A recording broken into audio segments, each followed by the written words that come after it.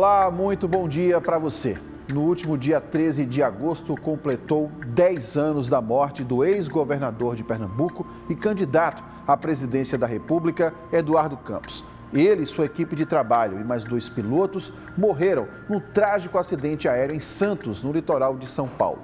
Uma história que mudou o rumo da política aqui no estado e causou uma comoção em milhares de pessoas em todo o país. A TV Guararapes voltou ao local do acidente em Santos e registrou imagens e entrevistas inéditas que você vai acompanhar agora no especial 10 anos Eduardo Campos.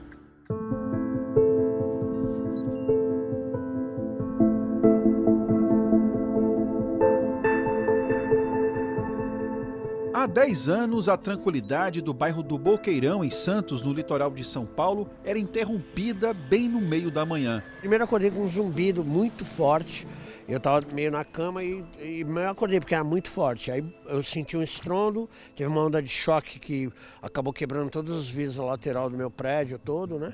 Que teve assim, e eu com aquele choque assim, acabei acordando com um barulho. Escutamos um estouro, um barulho e tremeu tudo, a gente até meio se segurou e a gente sem saber o que tinha acontecido, né? E quando eu olhei na piscina, pelo vidro que a gente tinha, eu vi assim lá no fundo que tinha um fogo, né? E no local nós verificamos que era algo diferente do normal, né? Foi pego uma área muito grande do quarteirão.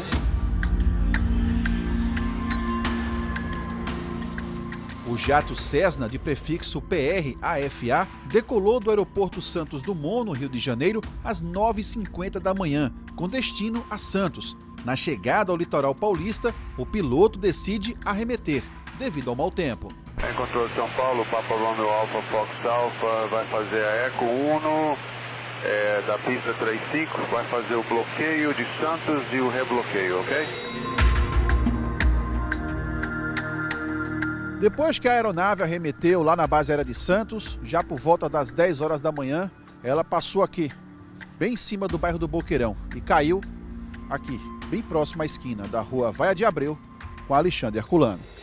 A aeronave que transportava o ex-governador de Pernambuco e então candidato à presidência da República, Eduardo Campos, perde o contato com a torre de comando da base aérea de Santos e some do radar. Como ele estava no avião que dava suporte para ele, nós havíamos combinado que possivelmente eu voltaria junto com ele. Mas o problema é que ele ia para Santos e eu tinha que gravar em São Paulo. Eu pedi para a pessoa que trabalhava comigo, né, que era o Léo, para avisar para alguém da assessoria do Eduardo que eu não ia porque ia ser complicado, ter que subir a serra, todo aquele processo, né? E era para estar naquele avião também, não só eu, mas também a Renata, também o Léo, que era a pessoa que trabalhava comigo, e o Molina, que era sobrinho da Renata, e o Miguel, que é o filhinho caçula deles. Muito impactante, muito difícil, até ter a confirmação da informação, chegavam informações divergentes, né?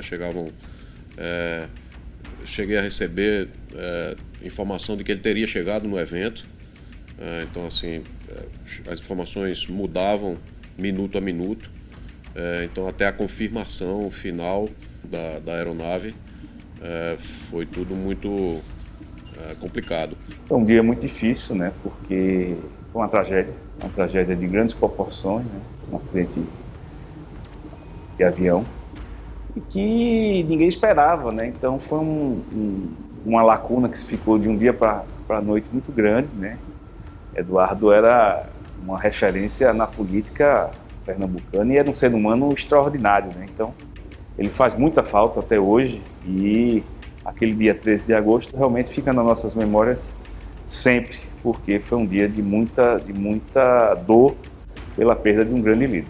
A primeira informação que eram helicópteros, porque existe uma base para descida de helicópteros próximo, né, que é particular. Então as primeiras informações que seria um helicóptero que tinha caído. Parte dos destroços foram parar num prédio ao lado, num apartamento. Mas na sequência, como esse tempo aí de combate demorou, chegou a informação que seria um avião. No comando da aeronave estavam os pilotos Geraldo Magela e Marcos Martins. Junto com o candidato Eduardo Campos, ainda estavam a bordo os assessores Carlos Percol, Pedro Valadares, o fotógrafo Alexandre Severo e o cinegrafista Marcelo Lira. Nós estamos bem próximo do local exato da queda da aeronave. Foi bem no meio desse terreno, onde tem aquele material e aquelas plantas, é o local exato onde o jato caiu, deixando na época uma enorme cratera bem no meio do terreno. Perto dos 80 anos, seu Juarez caminha pela academia, que administra no bairro do Boqueirão, em Santos. Ela fica bem ao lado do local da queda do jato. Por um milagre, ninguém foi atingido em solo. Quando eu cheguei em casa, já escutei o barulho, sentando na mesa para tomar café, escutei o barulho do avião arremetendo e falei ainda para minha esposa, eu falei, caiu um jato aqui perto, porque teve a vibração, né, no ar, mais o barulho da queda, o barulho choco, né? E aí, quando ligamos para a academia, a minha secretária avisou que estava pegando fogo no fundo da academia. Eu vim correndo para cá. Graças a Deus, estava no fundo, onde foi afetado, não tinha aluno, eles estavam mais para frente, então não teve nada grave com os alunos. Foi quase um milagre, né, dona Gil? Assim. Foi um milagre, foi um milagre. Quem viveu aquele dia, o 13 de agosto, tem que ficar na mente aí, né? Ali foi forte porque envolvia tantas pessoas em solo feridas, né? Mas também as vítimas, né? Que estavam ali com grandes esperanças, com grandes vontades, né? E ceifadas em segundos, né? Foi um choque mesmo, assim, foi bem estranho, porque, né? Foi um dia típico, é o que eu falei, não tinha muito visual, plano de visão. Tinha muita neblina, então você não enxergava próximo da outra quadra. Então, era um dia bem complicado, assim. Aqui em Santos tem esses dias, né? Baixa uma relva, né? Ela fica como se fosse uma neblina, parece uma chuvinha fina. Nesse dia tinha isso. Era uma chuva bem fina, bem contínua. Aqui em Santos isso é famoso, né? Uma chuvinha que não para, assim. 10 anos depois do acidente, ainda existem áreas interditadas aqui na academia. Essa é uma delas. Essa sala aqui está fechada para os alunos. Isso porque ainda existem aqui, equipamentos que foram danificados e também equipamentos de exercício que até hoje nunca foram recuperados pelo dono da academia. Destruição total aqui.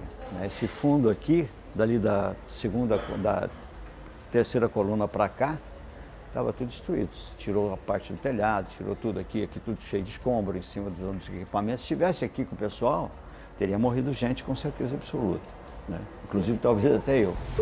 A piscina que fica no subsolo foi uma das áreas mais atingidas e precisou ser praticamente refeita. Tinha gente na piscina, sim.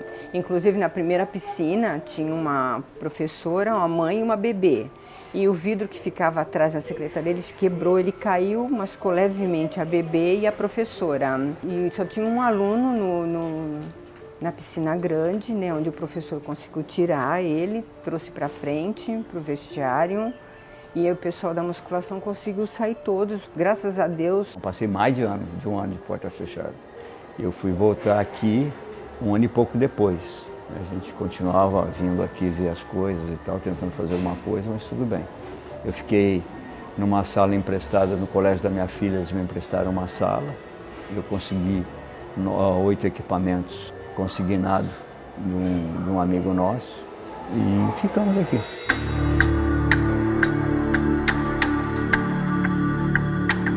Essa parte aqui a gente teve que refazer toda, né? Porque a gente perdeu todos os azulejos, a gente perdeu e foi refeito, porque como ficou sem água, os azulejos estouram todos.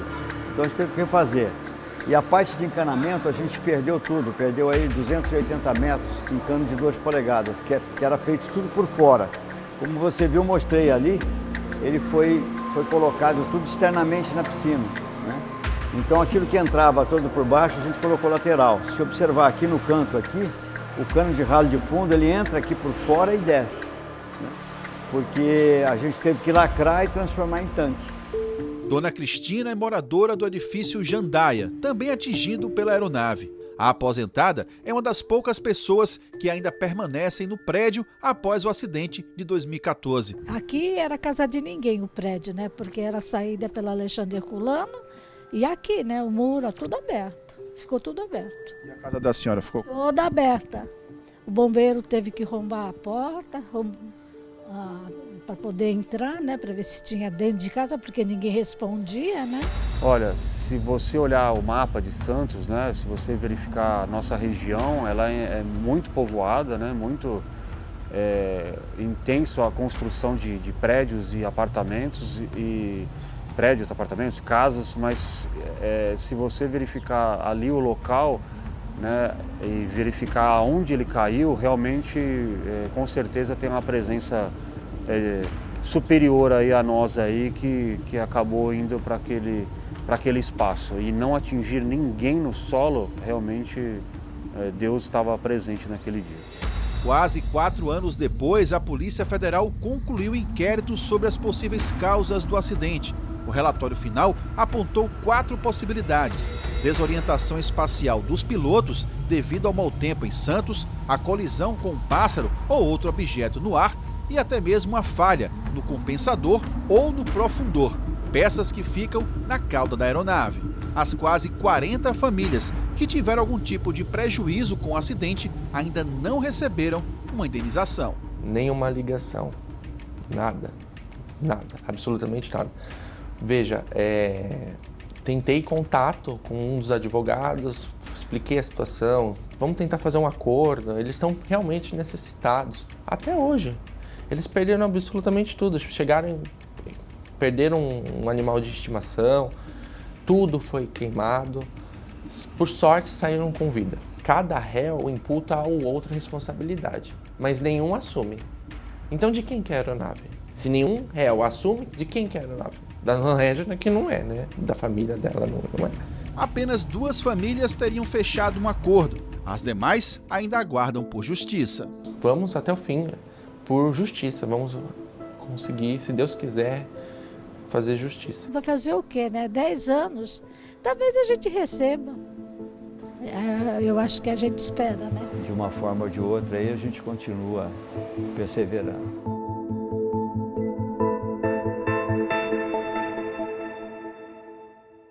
E a família Campos abriu a porta de casa para receber a nossa equipe de reportagem. Os filhos do ex-governador Eduardo Campos falaram sobre a dor nos dias seguintes ao acidente, sobre a força para enfrentar a ausência do pai e sobre a união de toda a família.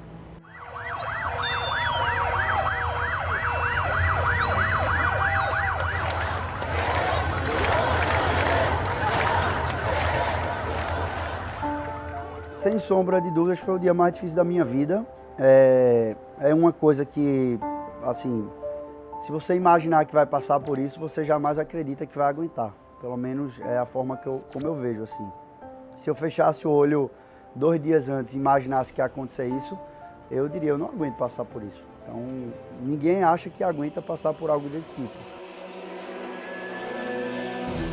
4 dias depois do acidente em Santos, no litoral paulista, os corpos de 4 das 7 vítimas da queda da aeronave deixavam o Instituto Médico Legal em São Paulo com destino a Pernambuco.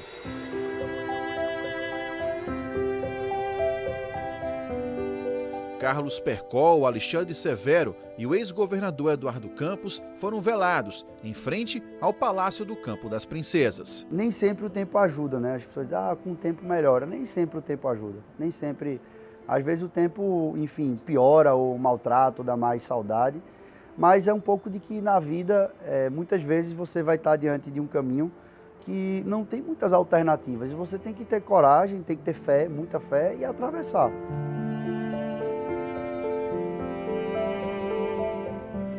Naquele domingo, 150 mil pessoas passaram pelo palácio para prestar uma última homenagem às vítimas, ao ex-governador, ao neto de Miguel Arraes e também a um pai que deixava a mulher e 5 filhos. Até hoje vai fazer 10 anos e até hoje tem abraço que a gente recebe quando a gente sai na rua, que é um abraço de gratidão.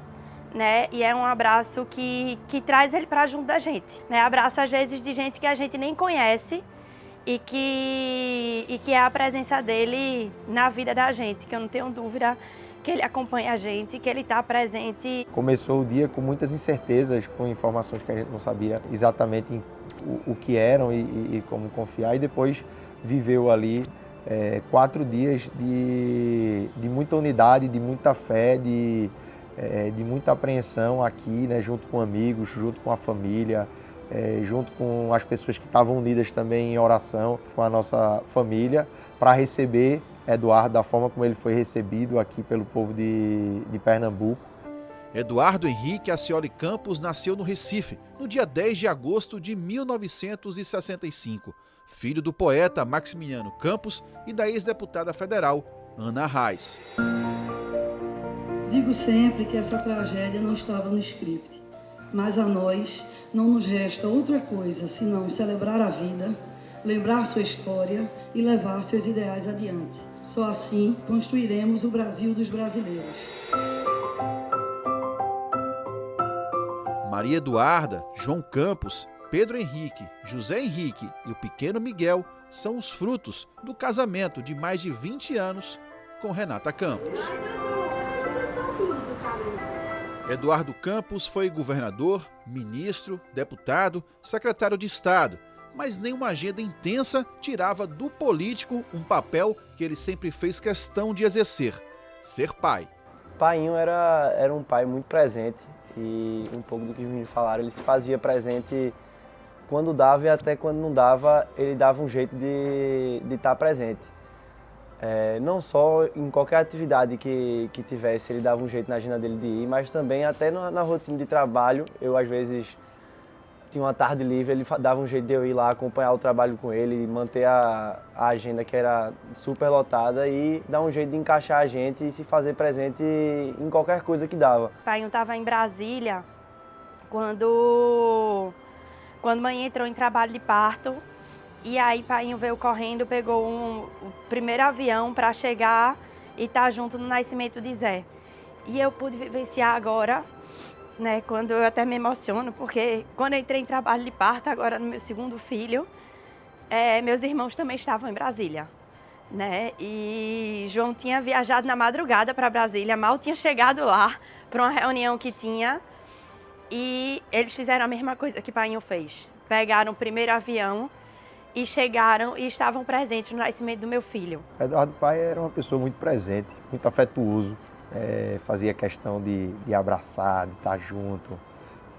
Aquele pai que era muito do afeto também e também que gostava e sabia transmitir para a família, para os filhos, os valores importantes. Então, reforçar a importância da educação na vida da pessoa, para você conseguir construir o seu caminho, a sua trajetória. Um pai que também era muito presente, assim, naqueles momentos marcantes da vida do filho. Meu pai era uma pessoa muito intensa e muito presente. As pessoas conheceram muito ele como o Eduardo da vida pública, mas a mesma intensidade e presença que ele tinha como um político presente, atuante, atencioso, ele também era um pai muito presente. Então era aquele que mesmo com a agenda intensa estava presente nos compromissos do dia a dia, da rotina de um filho, da família, da escola, uma confraternização de final de ano, uma festa de São João, de Natal da escola, uma feira de conhecimentos. Isso é um símbolo muito grande, você imaginar alguém que tinha a agenda que ele tinha, mas não corria o risco de estar fora de um momento como esse. Eu acho que esse sentimento de presença em todos os momentos era algo, de fato, muito marcante. 10 anos depois do acidente que mudou a história política do Estado e transformou para sempre a família Campos, Eduardo continua vivo, seja na memória, seja no coração deles e de milhares de pernambucanos. O cuidado que ele transparecia para tanta gente no Estado, acho que conseguia transparecer de forma única dentro de casa, se fazendo presente até hoje. Em qualquer carinho que você recebe, seja de manhã, dos nossos irmãos, você de fato lembra dele. A nossa mãe teve um papel fundamental, a Renata teve um papel fundamental nesse momento. Foi o pilar central aí dessa estrutura formada por muita gente que se apoiava junto e que conseguiu junto manter de pé tanto a família como também o projeto político de Eduardo, que era algo muito importante na vida dele, que com certeza, se vivo estivesse, gostaria que isso acontecesse. A gente podia ter escolhido transformar disso uma dor impossível, mas eu acho que, de maneira geral, eu, meus irmãos, minha mãe, a família, escolheu fazer disso um momento de muita saudade, muita dor, mas de muita inspiração. Então, já que ele não pode estar aqui, ele vai nos inspirar todos os dias. Ver os meninos não só na vida pública, levantando as bandeiras e seguindo o sonho que Painho começou a construir, mas ver os meninos juntos de mim, sendo um pouco do meu pai também. Então, ele é presença também através de João, de Pedro, de José e de Miguel. Vai, sorrisão boa. Na época do acidente, Eduardo Campos tinha deixado o Palácio do Campo das Princesas para se lançar candidato à presidência da República. O neto do ex-governador Miguel Arraes dava os primeiros passos como uma grande liderança nacional na política brasileira. Uma trajetória interrompida pelo trágico acidente em Santos.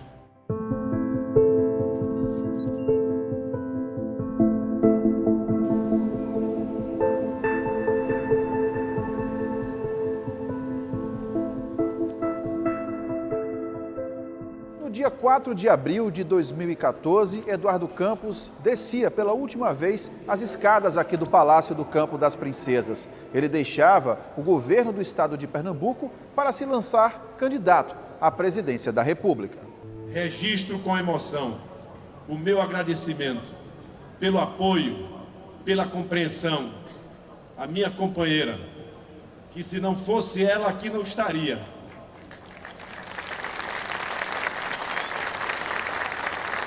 Exemplo de fibra, de lealdade e de coragem de enfrentar a vida. A Renata, a minha filha Maria Eduarda, a meu filho João, a meu filho Pedro, a meu filho José e a meu pequeno filho Miguel. Como principal liderança do PSB na época, o ex-governador de Pernambuco buscava um nome para a posição de vice na chapa. Eu não fui conversar com ele com a expectativa de ser vice. Eu fui para esse compromisso programático. Eu já tinha sido ministra, tinha sido senadora, eu não tinha uma estrutura para dar conta do tamanho do legado político que estava em torno de mim, depois de ter sido candidata em 2010 e ter saído do PV com um legado de 19 milhões e meio de votos. Isso suscita uma demanda incrível e eu, de repente, eu me via sem uma estrutura como? E quando eu levei o programa para o Eduardo, era como se eu estivesse entregando esse legado. Agora eu vou ter alguém que tem... Desculpa. Era como se eu estivesse levando para ele, né? Isso era o que estava no meu coração. Agora, tem alguém que tem um partido, que tem estrutura, alguém que não vai sofrer os mesmos preconceitos que eu e que talvez consiga levar melhor do que eu tudo isso. Em Pernambuco, Eduardo Campos anunciava o nome de Paulo Câmara para o governo do estado. No segundo mandato, nós fomos convocados para a Secretaria da Fazenda. Houve uma conjunção de forças, né, que chegaram ao meu nome, né, para sucedê-lo. E nós aceitamos com muita honra, né, participar daquele processo eleitoral, que foi um processo eleitoral muito difícil, em virtude de tudo que aconteceu, né?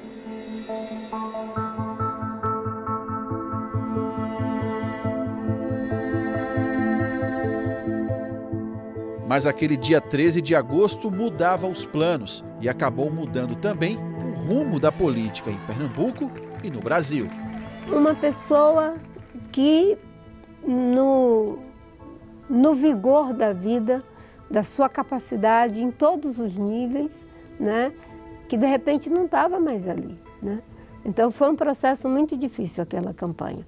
Era uma campanha que eu vivia o luto e a luta ao mesmo tempo, né? E era um luto coletivo, porque ele era uma figura muito forte, enfim, era a liderança do PSB com incomparavelmente mais expressão que se tinha, né? E também da cena política brasileira.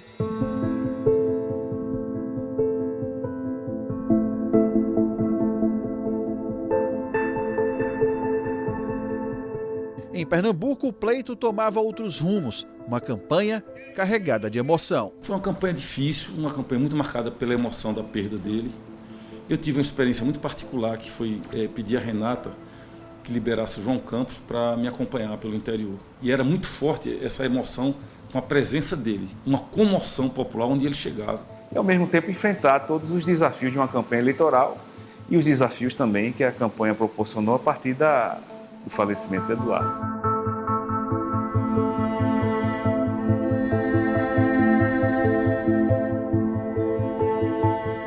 A história política de Eduardo Campos começou e terminou no Palácio do Campo das Princesas. Foi ali, como chefe de gabinete do avô Miguel Arraes, que dava os primeiros passos na política. Foi secretário de Estado, ministro no governo Lula, deputado estadual e federal e governador por 2 mandatos. Ao se lançar candidato à presidência da República, entrava na disputa num Brasil já polarizado na política. Se ele não tivesse falecido daquela forma trágica, ele teria sido presidente do Brasil. Teria sido em 2014. Aos que acham que não seria naquele momento, se não fosse naquele momento, seria depois. Mas ele seria presidente do Brasil. E segundo, ele seria uma figura central na política para não deixar a gente chegar onde chegou. O vazio que ficou em Pernambuco após o falecimento de Eduardo é sem precedentes. Eu acho que na política brasileira também, né, nós podíamos ter tido uma década diferente se Eduardo tivesse ido até o final naquela eleição. Faz falta no debate político, fez muita falta nesse processo que nós vivemos nesses últimos anos, né, do processo do impeachment de Dilma. Acho que ele teria cumprido um papel muito importante, tanto naqueles anos do governo Temer e posteriormente nos anos do governo Bolsonaro. Quem sabe até ele não fosse para aquela ocasião um nome melhor do que um nome do PT, não é? Porque ao mesmo tempo que ele tinha um discurso de renovação, ele conseguia juntar muita gente que acredita na política, que entende o papel que a política tem na vida das pessoas, mas que vinha na forma de Eduardo, uma forma que podia unir pessoas que muitas vezes estavam em palanques diferentes, em lugares diferentes. E ele fez isso, inclusive, aqui em Pernambuco. Uma pessoa que foi fundamental em tudo isso foi a Renata Campos. Ela deu uma sustentação poderosa para a campanha. E quando foi para ele ser levado para o cemitério, e que foram botando ele assim no carro, aí ela começou a cantar uma música, que era a música deles, né?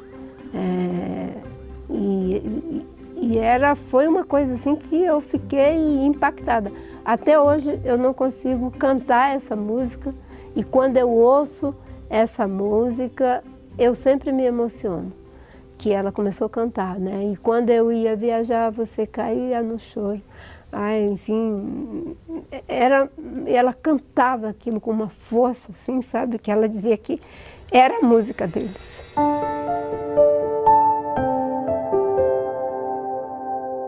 Deixou um legado tanto na política, quanto deixou um legado na história do desenvolvimento econômico de Pernambuco. São legados como esse que ficam realmente, que fazem parte de uma trajetória bonita que começou lá com o Eduardo. Um legado de um grande executivo, de um grande gestor público, de um grande líder político. É uma ausência que é sentida hoje e vai continuar sendo sentida. Tinha um luto político, tinha um luto familiar, tinha um luto histórico de alguém que era o continuador do legado de Miguel Arraes. Nós encontramos o caminho e o jeito de um a um resolvendo os problemas. Não foi da noite para o dia. Nesse caminho tivemos pedras, espinhos, sofrimentos, muitas coisas, mas muita coisa aconteceu. Você acompanhou o especial 10 anos Eduardo Campos, uma produção da TV Guararapes com apoio da TV Record de Santos e a TV Record de Brasília. Você pode rever todo esse conteúdo especial no nosso canal no YouTube. Muito obrigado pela sua companhia e um ótimo domingo para você.